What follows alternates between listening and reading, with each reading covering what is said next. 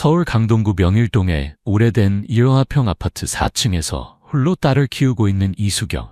그녀는 중견 제조업체의 격리부에서 일하며 6살 딸 예은이와 함께 소박하지만 따뜻한 일상을 꾸려가고 있었다. 새벽 5시 30분에 일어나 예은이의 도시락을 싸고 아침밥을 준비한 후 예은이를 깨워 함께 아침을 먹는 것으로 하루가 시작된다. 7시 30분에 예은이를 인근 푸른솔 유치원에 데려다준 후 지하철 5호선을 타고 회사로 향하는 평범한 워킹맘의 일상이었다. 수경은 32살의 나이에 이혼을 하고 홀로 예은이를 키워왔다. 전 남편은 아이의 양육비조차 제대로 주지 않아 경제적으로 늘 빠듯했지만 예은이만은 부족함 없이 키우려고 했었다. 매달 적금을 넣고 예은이의 교육비와 용돈을 마련하기 위해 때로는 야근도 마다하지 않았다. 힘들 때도 있었지만 예은이의 해맑은 웃음을 보면 모든 피로가 날아갔다. 예은이는 또래 아이들보다 유독 상상력이 풍부하고 호기심이 많은 편이었다. 유치원에서 돌아오면 항상 신기한 이야기들을 쏟아내곤 했다. 엄마, 오늘 하늘에서 무지개색 나비가 날아다녔어요. 꿈에서 공주님이 나타나서 같이 케이크를 먹었어요. 교실에 꽃 요정이 숨어 있었어요. 같은 환상적인 이야기들을 마치 실제로 있었던 일처럼 생생하게 말하는 아이였다. 수경은 그런 딸의 모습을 보며 미소를 짓기도 하고 때로는 걱정스럽기도 했다. 아이의 풍부한 상상력이 창의성의 발현인지 아니면 외로움을 달래기 위한 현실 도피의 수단인지 판단하기 어려웠기 때문이었다. 혹시 아빠 없이 자라는 것 때문에 상상 속의 친구들을 만들어내는 건 아닌지 우려스러울 때도 있었다. 그날도 평범한 화요일 아침이었다. 수경은 전날 밤 월말 결산 보고서를 마무리하느라 늦게 잤지만 평소와 다름없이 새벽부터 일어나 예은이의 아침 준비를 했다. 달걀말이와 김밥을 싸서 도시락을 준비하고 예은이가 좋아하는 딸기우유와 함께 식탁에 차려놓았다. 예은이는 잠결에 일어나 눈을 비비며 식탁에 앉았다. 엄마, 어제 꿈에서 나랑 똑같이 생긴 언니를 만났어요. 진짜 신기했어요. 수경은 예은이에게 우유를 따라주며 대답했다. 그래? 꿈에서 만난 언니가 어땠는데? 완전 똑같았어요. 머리카락도 같고 얼굴도 같고 심지어 목소리도 똑같았어요. 그런데 이름은 달랐어요. 수경은 아이의 말을 들으며 또 상상이구나 하고 넘겼다. 평소에도 예은이는 다양한 상상의 친구들에 대해 이야기하곤 했기 때문이었다. 서둘러 예은이를 유치원에 데려다주고 출근길에 올랐다. 회사에서는 월말 정산 때문에 하루 종일 바빴다. 각 부서에서 올라온 지출 내역을 검토하고 세무사와 전화통화를 하며 세금 신고 준비를 했다. 점심시간도 제대로 못 먹고 일하느라 평소보다 30분 늦게 퇴근하게 되었다. 오후 6시가 넘어서 유치원에 도착한 수경은 예은이를 기다리며 유치원 앞 벤치에 앉아 있었다. 다른 아이들이 하나둘씩 부모들과 함께 나오는 모습을 바라보고 있는데 갑자기 수경의 시선이 한 곳에 고정되었다. 예은이가 한 여자아이와 손을 잡고 나오고 있었는데 그 아이의 모습에 수경은 순간 숨이 멎는 것 같았다. 키, 체형, 얼굴형, 눈매, 코, 입술의 모양까지 예은이와 너무나 흡사했다. 단순히 비슷한 정도가 아니라 마치 거울을 보는 것 같을 정도로 똑같았다. 더욱 놀라운 것은 그 아이의 왼쪽 목 부근에 있는 작은 점이었다. 예은이와 똑같은 위치에 똑같은 크기와 모양의 점이 있었던 것이다. 수경의 심장이 급격히 뛰기 시작했다. 뭔가 설명할 수 없는 이상한 전율이 온몸을 휘감았다. 예은아, 이 친구가 누구니? 수경은 떨리는 목소리로 물었다. 아름이에요. 지난주에 전학 온 친구예요. 나랑 완전 똑같이 생겼죠? 담임선생님인 김선생님이 다가와서 상황을 설명해 주었다. 아름이는 2주 전에 전학을 온 아이예요. 양부모님과 함께 근처 연립주택에서 살고 있어요. 처음 왔을 때부터 예은이와 정말 많이 닮아서 깜짝 놀랐답니다. 김선생님은 잠시 망설이더니 조심스럽게 덧붙였다. 아름이는 조금 특별한 경우예요. 태어나자마자 병원에 버려진 채 발견되어서 고아원을 거쳐 지금의 부모님께 입양된 아이거든요. 부모님들이 워낙 사랑으로 키워주셔서 밝고 건강한 아이로 자라고 있어요. 이 말을 들은 순간 수경의 머릿속이 하얗게 변했다. 마치 거대한 파도가 밀려와 모든 것을 휩쓸어가는 것 같은 충격이었다. 다리에 힘이 빠져 벤치에 주저앉을 뻔했다. 그녀는 겨우 정신을 차리고 평정심을 유지한 채 예은이를 데리고 집으로 돌아왔다. 집에 도착한 후에도 수경의 마음은 진정되지 않았다. 평소처럼 예은이에게 저녁을 차려주고 함께 식사를 하고 목욕을 시키고 잠자리에 눕히는 일상적인 일들을 기계적으로 해냈지만 머릿속은 온통 아름이 생각뿐이었다. 아름이의 얼굴, 예은이와의 놀라운 유사성, 그리고 김 선생님이 한 말들이 계속해서 머릿속을 맴돌았다. 예은이가 잠든 후 수경은 혼자 거실에 앉아 6년 전의 기억을 차근차근 되짚어보기 시작했다. 그때의 기억들이 하나씩 선명하게 떠올랐다.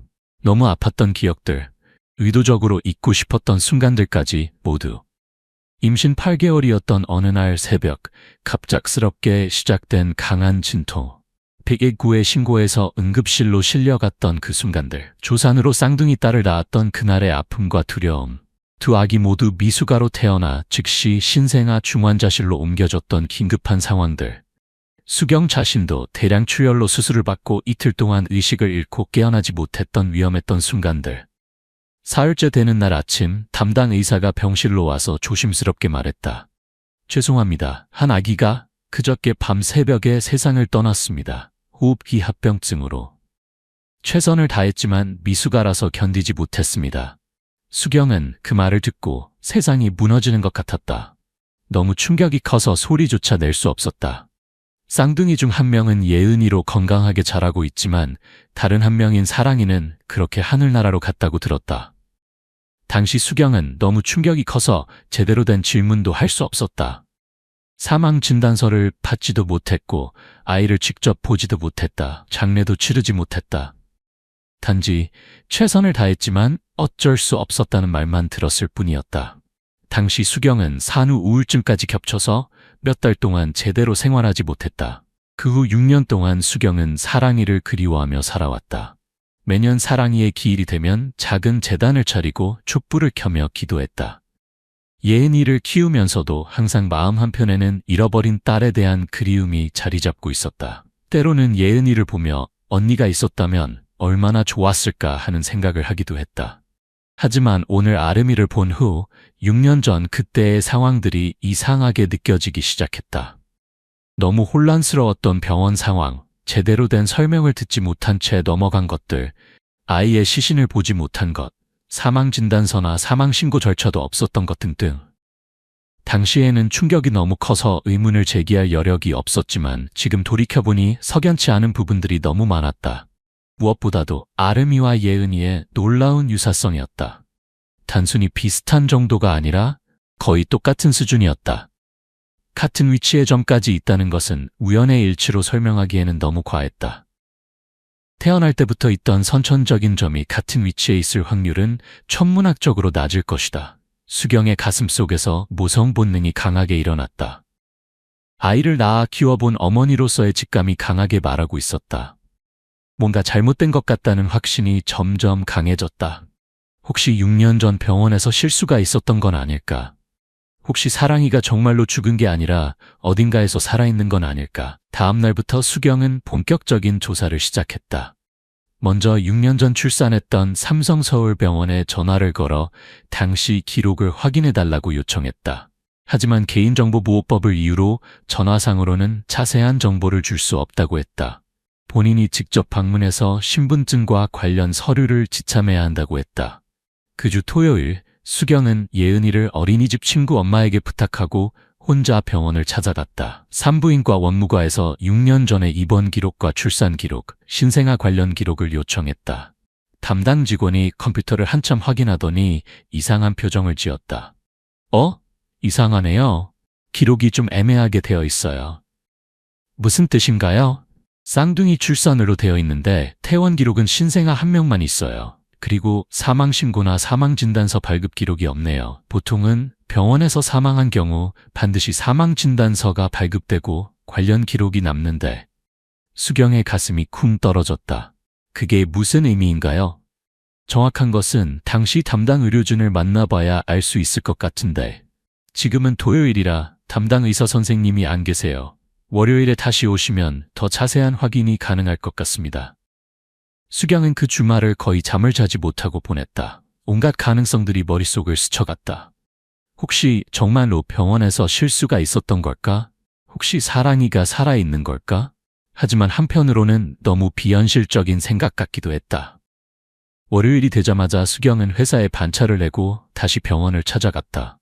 6년 전 담당 의사는 다른 병원으로 이직했지만 당시 간호과장이 아직 근무하고 있다고 해서 면담을 요청했다. 간호과장 박간호사와의 면담에서 충격적인 사실들이 드러났다. 6년 전 그날 밤 신생아 중환자실에서 정전사고가 있었고 백업 전원으로 전환되는 과정에서 일시적으로 혼란이 있었다고 했다. 그리고 바로 그 시기에 신원비상의 신생아 한 명이 서울시 영아보호소로 보내졌다는 기록이 있다고 했다. 혹시 그 아기가? 수경의 목소리가 떨렸다. 정확한 것은 영아보호소 기록과 대조해봐야 알 수 있어요. 하지만 시기적으로는 정확히 일치해요. 그리고 박 간호사는 잠시 망설이더니 계속했다. 당시 정전사고 후 복구 과정에서 일부 기록에 혼선이 있었던 것은 사실이에요. 수경은 즉시 서울시 영아보호소에 연락을 취했다. 6년 전 같은 시기에 입소한 여자 신생아에 대한 기록을 문의했다. 개인정보 보호 때문에 자세한 정보는 줄 수 없지만 해당 시기에 병원에서 온 신원 미상의 여자 신생아가 있었다는 확인은 받을 수 있었다. 그 아기는 현재 어떻게 되었나요? 입양되어 일반 가정에서 잘 자라고 있습니다. 더 자세한 정보는 법적 절차를 거쳐야 제공 가능합니다. 이제 수경에게는 확신이 섰다. 아름이가 바로 자신의 잃어버린 딸 사랑이라는 것을. 하지만 확신만으로는 부족했다. 과학적이고 법적으로 인정받을 수 있는 증명이 필요했다.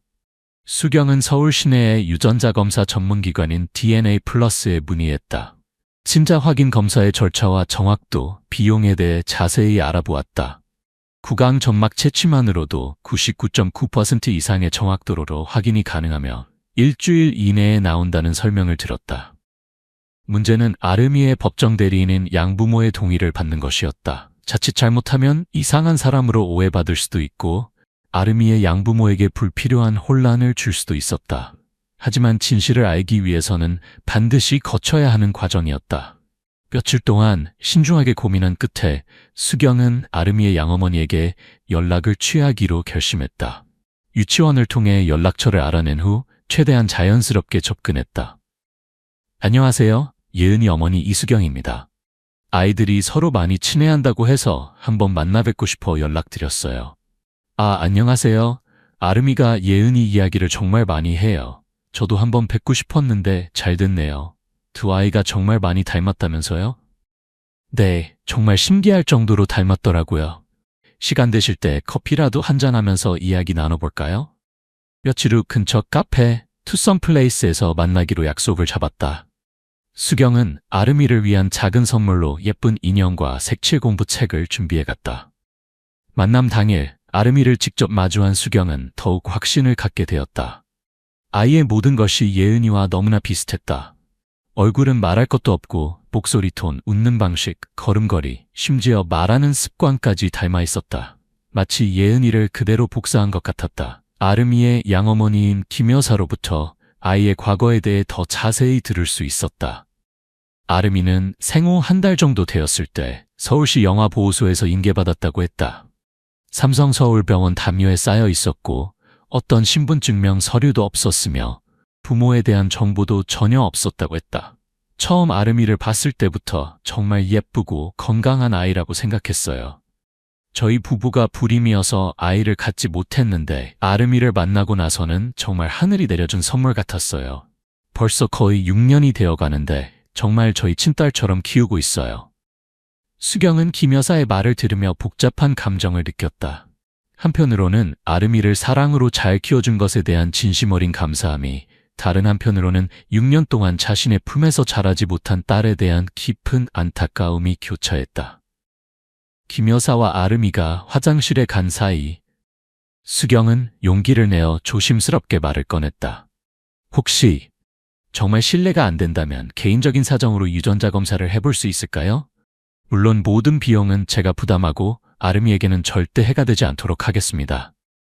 김 여사는 잠시 놀란 표정을 지었다. 유전자 검사요? 그건 왜? 수경은 떨리는 목소리로 대답했다. 정말 개인적이고 복잡한 사정이 있어요. 자세한 설명은 검사 결과가 나온 후에 드릴게요. 정말 아름이에게는 전혀 해가 되지 않을 일이고 단순한 구강 점막 채취만 하면 되는 간단한 검사예요. 김 여사는 한참을 고민하는 표정이었다. 아마도 예은이와 아름이의 놀라운 유사성을 직접 목격하고 어느 정도 짐작하고 있었던 것 같았다. 혹시 아름이가 수경 씨와 관련이 있는 건 아닌가요?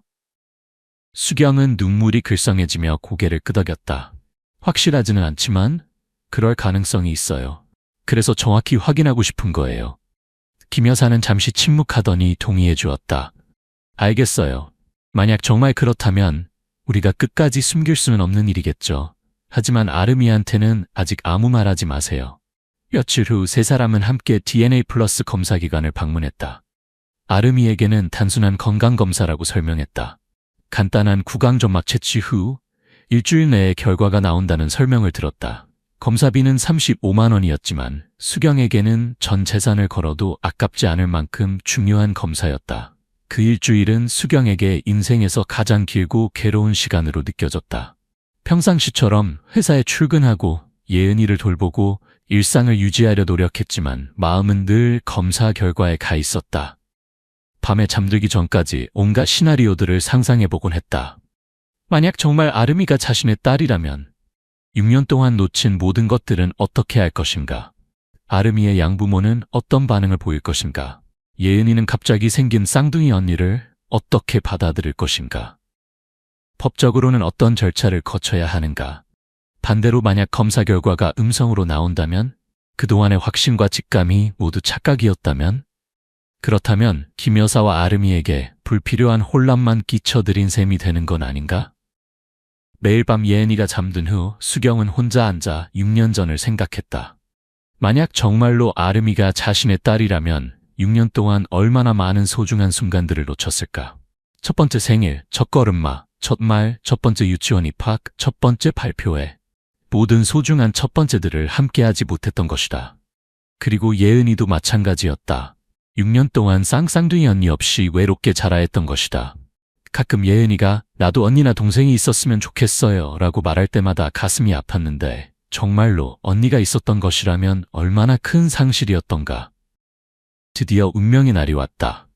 오후 2시경 DNA 플러스에서 이메일이 도착했다. 제목은 친자 확인 검사 결과 이예은, 김아름이었다. 수경의 손이 너무 떨려서 바로 이메일을 열어볼 수 없었다. 회사 화장실에 들어가서 깊게 심호흡을 여러 번 한 후에야 이메일을 열 수 있었다. 첫 번째 줄 검사 의뢰자 이수경님, 두 번째 줄 검사 대상 이예은, 김아름, 세 번째 줄 검사 결과 모계 친자관계 확률 99.99977, 네 번째 줄 결론 쌍생아 관계 확실함. 수경은 그 순간 모든 것이 무너지는 동시에 다시 세워지는 듯을 받았다. 6년 동안 죽었다고 믿어왔던 딸이 살아있었던 것이다. 다른 이름으로 다른 가족과 함께 건강하게 자라고 있었던 것이다. 화장실 바닥에 주저앉아 한참 동안 흐느껴 울었다. 그날 저녁 수경은 김 여사에게 전화를 걸었다. 목소리가 떨려서 제대로 말이 나오지 않았다. 검사 결과가 나왔어요.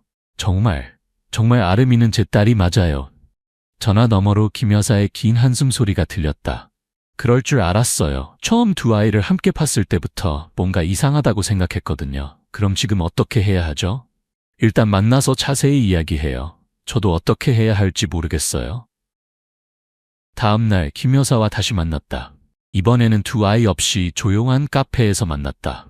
수경은 6년 전의 상황을 자세히 설명했다. 쌍둥이 출산, 조산으로 인한 위험한 상황, 병원에서 한 아이가 사망했다는 통보, 그리고 최근 발견한 병원 기록의 이상한 점들까지. 김 여사는 충격을 받으면서도 상황을 이해하려고 노력했다.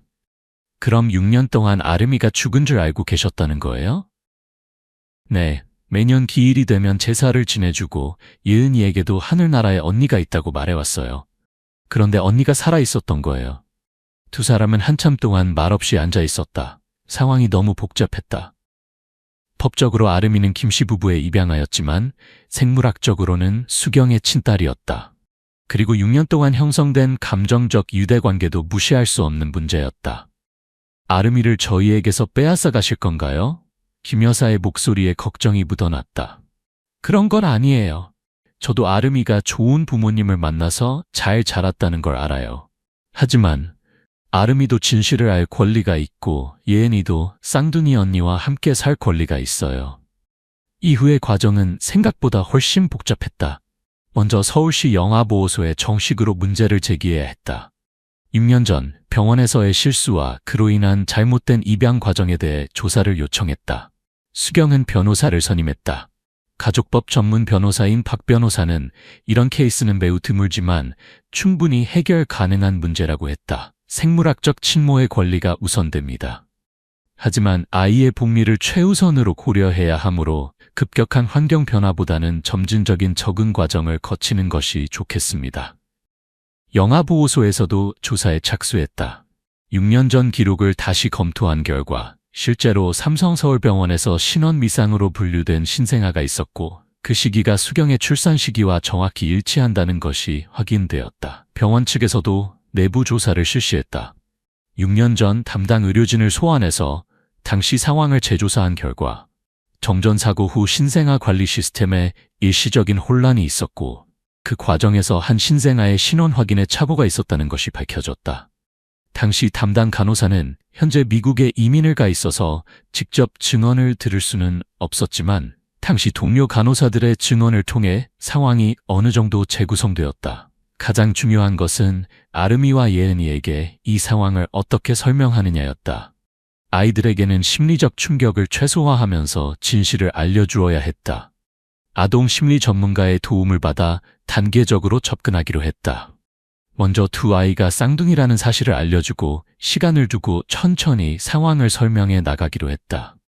어느 토요일 오후 두 가족이 함께 한강공원에서 만났다. 아이들에게는 중요한 이야기가 있다고만 말해두었다. 예은아, 아름아, 너희들이 정말 특별한 관계라는 걸 알려주고 싶어. 두 아이는 호기심 어린 눈으로 어른들을 바라보았다. 너희들은 쌍둥이야. 같은 날, 같은 시간에 태어난 쌍둥이 자매야. 예은이가 먼저 반응했다. 정말요? 그럼 아름이가 제 언니예요? 응, 언니야. 몇 분 먼저 태어났거든. 아름이는 잠시 혼란스러워하더니 물었다. 그럼 왜 다른 집에서 살아요? 어른들은 아이들의 수준에 맞춰 최대한 쉽게 설명했다. 태어날 때 병원에서 실수가 있어서 헤어지게 되었고 지금까지 다른 가족과 살아왔지만 이제 진실을 알게 되었다고 말해주었다. 두 아이의 반응은 어른들의 예상보다 훨씬 긍정적이었다. 아이들은 이미 서로에게 특별한 친밀감을 느끼고 있었고 쌍둥이라는 사실을 알고 나서는 더욱 가까워졌다. 그 후 몇 주 동안은 적응 기간이었다. 주말마다 두 가족이 함께 시간을 보내면서 아이들이 서로에게 익숙해지도록 했다. 동시에 법적 절차도 진행되었다. 법원에서는 수경의 친권을 인정하면서도 아름이가 양부모와 함께 보낸 6년간의 유대 관계도 고려해야 한다고 했다. 결국 공동양육 형태로 결론이 났다. 아름이는 계속 김씨 부부와 함께 살되 수경과 예은이와도 정기적으로 만날 수 있는 권리를 보장받게 되었다. 수경은 처음에는 아쉬웠지만 아름이의 행복을 생각하면 이것이 최선의 선택이라고 생각했다. 김씨 부부도 6년 동안의 애정을 포기할 수 없었지만 아름이가 친어머니와 쌍둥이 동생을 만날 권리를 인정했다. 몇 달 후 새로운 일상이 시작되었다. 주중에는 아름이가 김씨 부부와 함께 살고 주말에는 수경의 집에서 예은이와 함께 시간을 보내는 것이었다. 처음에는 어색했지만 시간이 지나면서 자연스러워졌다. 아름이는 이제 두 개의 이름을 가지게 되었다. 양부모에게는 여전히 아름이였지만 친어머니와 동생에게는 원래 이름인 사랑이로 불렸다. 아이는 이런 상황을 의외로 잘 받아들였다. 예은이는 드디어 쌍둥이 언니를 만난 기쁨을 감추지 못했다. 주말이 되면 아름이가 오기를 손꼽아 기다렸고 함께 있는 시간을 소중히 여겼다. 수경은 비록 매일 함께 살 수는 없지만 잃어버린 딸을 되찾았다는 사실만으로도 충분히 행복했다. 매주 주말 두 딸과 함께 보내는 시간은 그녀에게 가장 소중한 순간들이었다. 어느 일요일 오후 세 사람이 함께 한강에서 자전거를 타고 있었다. 두 아이가 나란히 자전거를 타며 웃고 있는 모습을 보며 수경은 깊은 감동을 느꼈다. 6년 동안 잃어버렸던 시간은 되돌릴 수 없지만 앞으로의 시간은 함께할 수 있다는 것. 두 딸이 서로를 의지하며 건강하게 자랄 수 있다는 것. 그것만으로도 충분히 감사했다. 그날 밤 집에 돌아와서 수경은 오래된 일기장에 새로운 내용을 적었다. 오늘은 사랑이와 예은이가 함께 자전거를 탔다. 두 아이가 나란히 웃으며 달리는 모습을 보니 6년 전 잃어버린 시간이 아깝지 않다. 중요한 것은 지금 이 순간 그리고 앞으로 함께할 시간들이다. 운명이 한번 갈라놓았지만 사랑의 힘으로 다시 하나가 된 우리 가족. 이제 그 누구도 그 무엇도 우리를 갈라놓을 수 없다. 몇 년이 흘렀다. 아름이는 이제 두 개의 가정에서 모두 사랑받으며 자라고 있다. 김씨 부부는 여전히 아름이의 든든한 버팀목이 되어주고 수경과 예은이는 쌍둥이 자매의 특별한 유대감을 나누며 살아가고 있다. 두 아이는 같은 학교에 다니며 쌍둥이라는 사실을 모든 친구들이 알고 있다. 때로는 서로 바꿔치기를 해서 선생님들을 놀라게 하기도 하고 함께 발표회에 나가서 박수갈채를 받기도 한다. 수경은 이제 더 이상 혼자가 아니다. 비록 완전한 형태는 아니지만 두 딸과 함께하는 시간들이 그녀의 삶을 충만하게 만들어준다. 가끔 사람들이 복잡한 가족 관계에 대해 물어보면 수경은 이렇게 대답한다. 사랑에는 여러 가지 형태가 있어요. 중요한 것은 아이들이 행복하고 건강하게 자라는 것이죠. 진실은 언젠가 드러나게 되어 있고 진정한 사랑은 시간과 공간을 넘어선다는 것을 깨달은 수경. 그녀의 이야기는 포기하지 않는 모성애의 힘과 운명을 극복한 가족의 사랑에 대한 감동적인 증언이 되었다. 서울의 두 집에서 각각 다른 형태로 사랑받으며 자라는 쌍둥이 자매. 그들의 이야기는 아직도 계속되고 있다. 사랑의 형태는 다양하지만 가족이라는 끈은 어떤 시련도 끊을 수 없다는 것을 보여주는 아름다운 이야기로